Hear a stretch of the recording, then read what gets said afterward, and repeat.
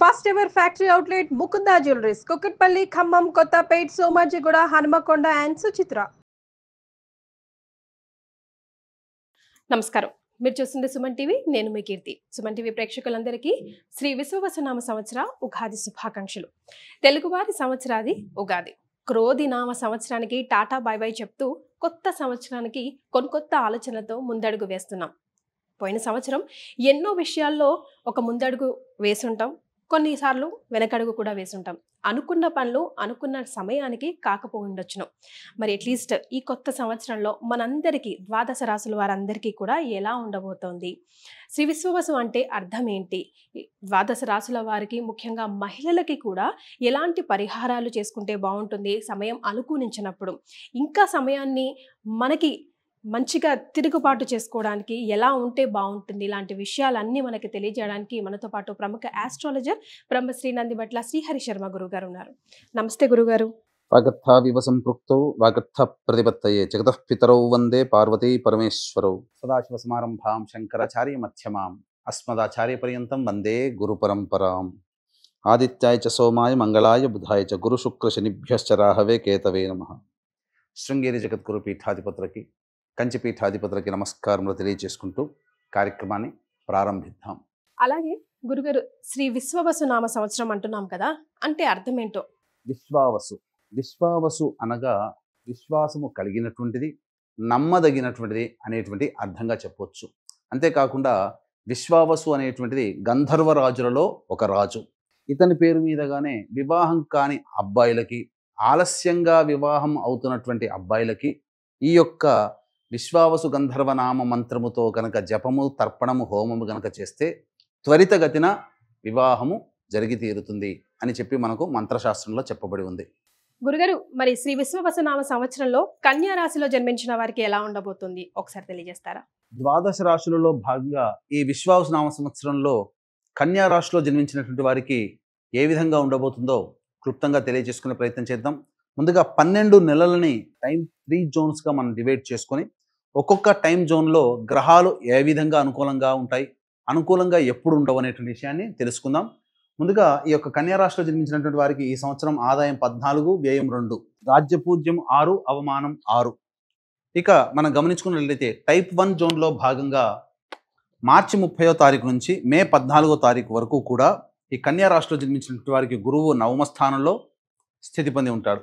ఇది సంపూర్ణముగా అనుకూలముగా ఉండేటువంటి సమయం కాబట్టి యోగదాయకమైనటువంటి పరిస్థితిగా చెప్పవచ్చు. ఇక శని భగవాన్ల వారిది చూసుకుంటే మార్చి 29వ తారీఖు రోజున మీనరాశిలోకి ప్రవేశం చేస్తూ జూలై 12వ తారీఖు వరకు మీనరాశిలోనే స్థితి పొంది రుజు మార్గంలో ప్రయాణం చేస్తుంటాడు. కాబట్టి ఈ యొక్క శని ప్రభావం కూడా అనుకూలంగా ఉన్నటువంటి కారణం చేత ఏవైనా పనులు చెయ్యాలి, కొత్త ఉద్యోగాల్లో వెతుక్కోవాలి, లేకపోతే అన్ని విధాలుగా సహాయ సహకారాలు మీరు ఏదైతే ఎదురు చూస్తున్నారో అవన్నీ కూడా మే 13వ తారీఖు లోపల మీరు సాధించుకుంటారు. అన్ని విధాలుగా యోగదాయకంగా ఉన్నటువంటి పరిస్థితి.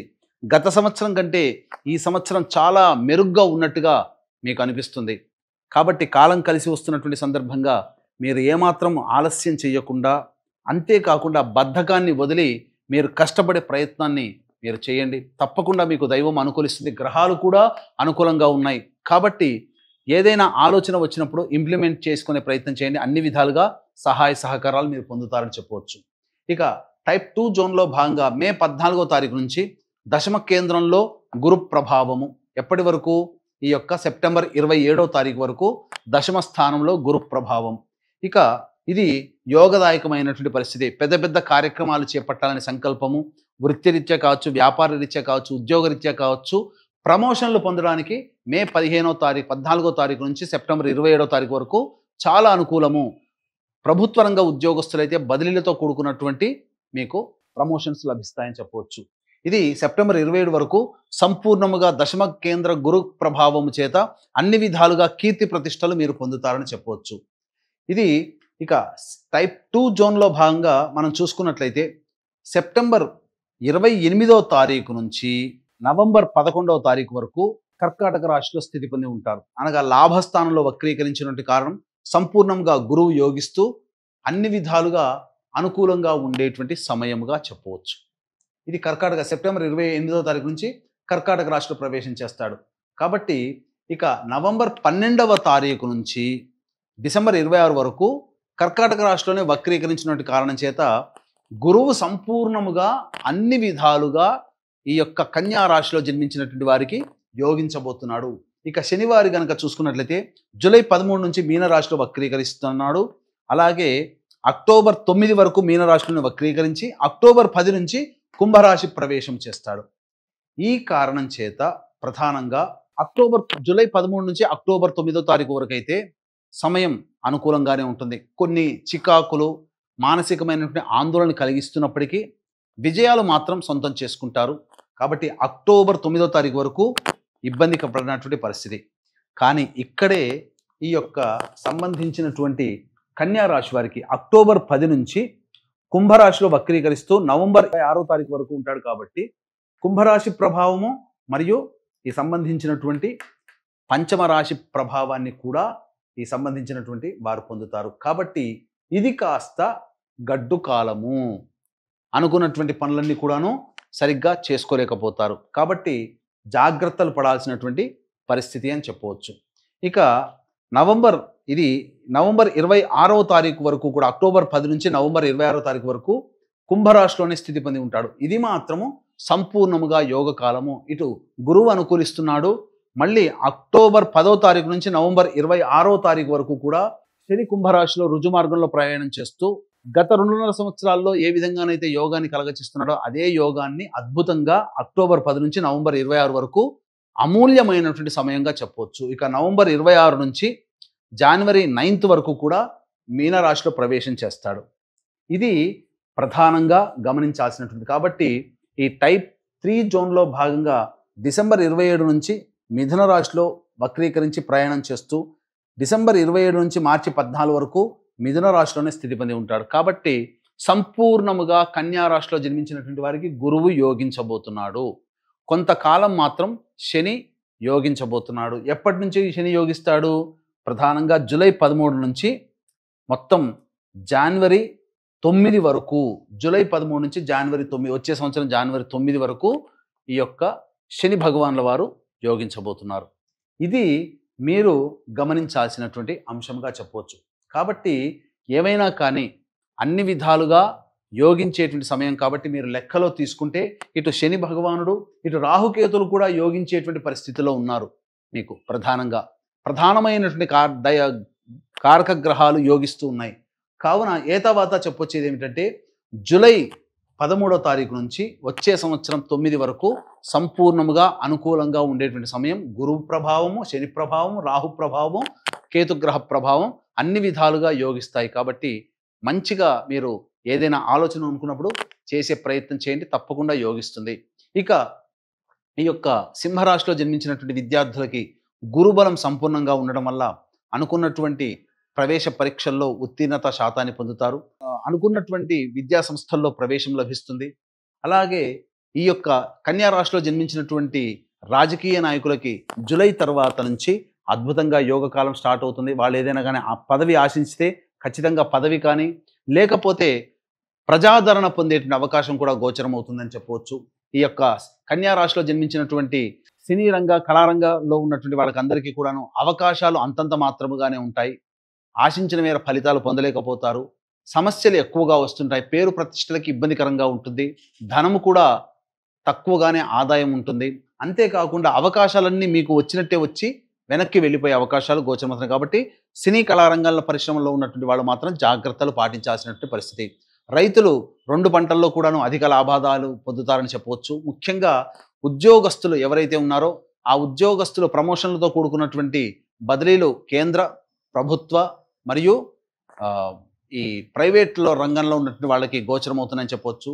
అన్ని రంగంలో ప్రధానంగా సిమెంట్, ఇసుక, మైనింగ్, అలాగే ఇటుక మరియు ఆటోమోటివ్, ఎడిబుల్ రంగంలో ఉన్నటువంటి వాళ్ళు అందరూ కూడా యోగిస్తే అన్ని రంగాల్లో ఉన్నటువంటి వాళ్ళకి. అంతేకాకుండా ఈ సంబంధించినటువంటి ఫుడ్కి సంబంధించినటువంటి ఎడ్యుకేషనల్ ఇన్స్టిట్యూషన్ సంబంధించి జ్యువెలరీ రంగంలో ఉన్నటువంటి వాళ్ళకి అందరికీ కూడాను యోగదాయకంగా ఉంటుందని చెప్పవచ్చు. ఇక మరీ ముఖ్యంగా గమనించుకున్నట్లయితే ఈ రాశిలో జన్మించినటువంటి వారికి గ్రహాలు అనుకూలంగా ఉన్నాయి. దైవానుగ్రహం పొందే ప్రయత్నం చేస్తే అన్ని విధాలుగా విజయాన్ని పొందుతారని చెప్పవచ్చు. ఈ యొక్క కన్యా రాశిలో జన్మించినటువంటి మహిళలకి గౌరవ మర్యాదలు పెరుగుతాయి. ఇంట్లో కూడా గతంలో కంటే ఇంట్లో ప్రేమ అభిమానాలు పెరుగుతాయని చెప్పవచ్చు. విడిపోయినటువంటి దంపతులు కానీ భాగస్వాములు కానీ మళ్ళీ కలుసుకునే అవకాశాలు ఈ కన్యా రాశిలో జన్మించినటువంటి వారికి గోచరమవుతున్నాయి. అన్నిటికంటే ప్రధానంగా వివాహం కావాల్సినటువంటి అమ్మాయిలకి ఖచ్చితంగా వివాహ సంబంధాలు, కోరుకున్నటువంటి వ్యక్తితో వివాహ సంబంధాలు జరిగే అవకాశాలు ఎక్కువగా ఉన్నాయని చెప్పవచ్చు. అన్నిటికంటే ముఖ్యంగా ఆభరణాల కొనుగోలు, స్థిరాస్తుల కొనుగోలు, వాహన కొనుగోలు, అలాగే మీ పేరిట ఏవైనా కానీ స్థిరాస్తులు వచ్చే అవకాశము గోచరమవుతున్నాయి. ముఖ్యంగా ఈ జూలై 13 నుంచి వచ్చే సంవత్సరం జనవరి 9 మధ్య కాలంలో తండ్రితో అనగా తల్లిదండ్రుల ఆస్తి అనగా మాతృస్వామ్యంగా రావాల్సినటువంటి ఆస్తి మీకు లభించి తీరుతుంది.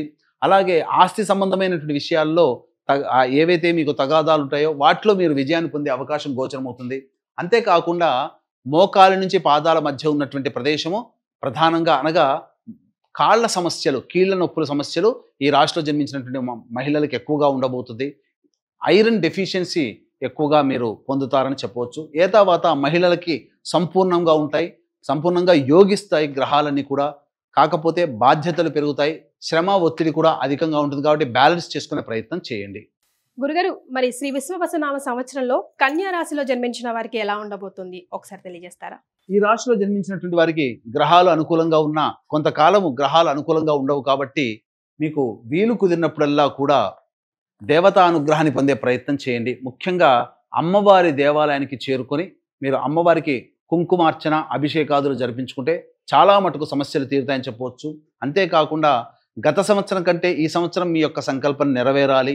అంతేకాకుండా మీరు సమస్యలు ఎదురైనప్పుడు పండితుల దగ్గరికి వెళ్ళినప్పుడు ఆ పండితులు మీకు ఎటువంటి మీ జాతకాన్ని పరిశీలించి ఎటువంటి పరిహారాలు చేసుకోమని చెబుతారో అటువంటి పరిహారాలన్నీ కూడా ప్రతి నెల ఒక్కొక్క క్షేత్రంలో మీ యొక్క గోత్రనామాదులతో కార్యక్రమాలు, సకల దోష నివారణ పూజలు, హోమాలు, సంకల్ప సిద్ధి హోమాలు అనేటువంటివి చేయడం జరుగుతుంది. దీనికి శ్రీకారం మాత్రం మహామహిమాన్వితమైనటువంటి సుప్రసిద్ధ కాశీ క్షేత్రంలో ఏప్రిల్ 18వ తారీఖు రోజు నుంచి ప్రారంభం చేయబోతున్నాం.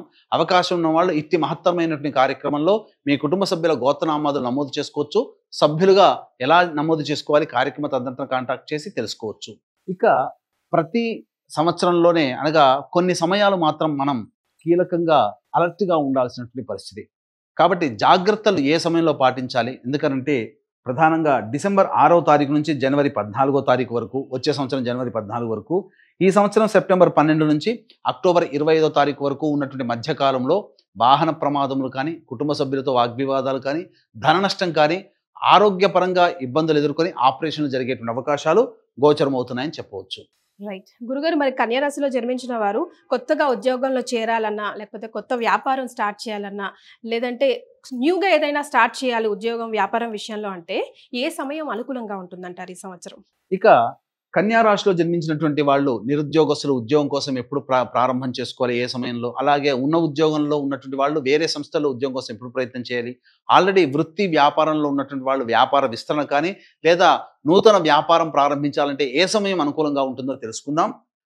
ఈ సంవత్సరం నవంబర్ 16వ తారీఖు నుంచి వచ్చే డిసెంబర్ 15వ తారీఖు వరకు, వచ్చే సంవత్సరం ఫిబ్రవరి 13 నుంచి మార్చి 13వ తారీఖు వరకు, ఈ సంవత్సరం జూన్ 15వ తారీఖు నుంచి ఆగస్టు 16వ తారీఖు వరకు ఉన్నటువంటి సమయం సంపూర్ణముగా అనుకూలంగా ఉండేటువంటి సమయం. కావున ఈ చెప్పినటువంటి సమయంలో ఉద్యోగ ప్రయత్నం, వ్యాపార ప్రయత్నం చేసుకోండి, అన్ని విధాలుగా కలిసి వస్తుందని చెప్పవచ్చు. ఇక ఈ యొక్క సంబంధించినటువంటి కన్యా రాశిలో జన్మించినటువంటి వారికి మీ యొక్క సంకల్పం మీ సంవత్సరంలో నెరవేరాలి, మీ జాతకరీత్యా ఉన్నటువంటి సమస్యలు తొలగాలి అని అంటే ఏప్రిల్ 18వ తారీఖు రోజున మహామహిమాన్వితమైనటువంటి కాశీ క్షేత్రంలో కార్యక్రమం చుట్టబోతున్నాం.